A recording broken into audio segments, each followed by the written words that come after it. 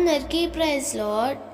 July 19 ఈరోజు దేవుని వాగ్దానము.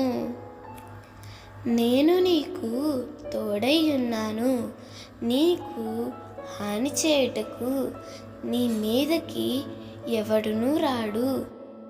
అపోస్తుల కార్యములు 18వ అధ్యాయం 10వ వచనము.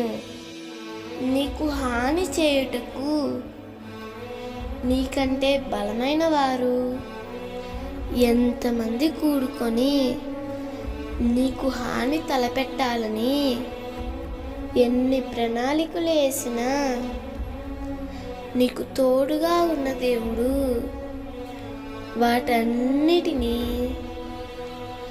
మేలుకరంగా మరచును.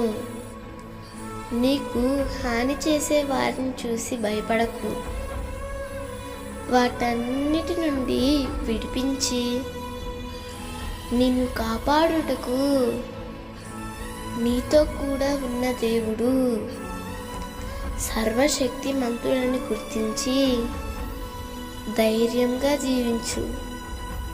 హామాను ప్రణాళికను తారుమారు చేసి మొర్దెకాయికి ఘనతనిచ్చిన దేవుడు దానియేలుకు హాని తలపెట్టి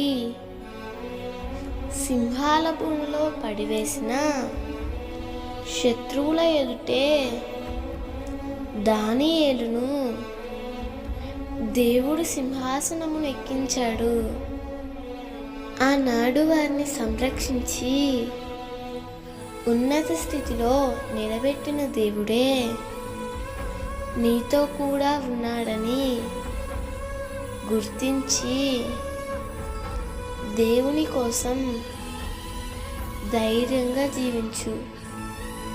ఆయనే నీకు తోడుగా ఉండి అన్ని విషయాలలో నిన్ను సంరక్షించి కాపాడునుగాక. ఆమేన్.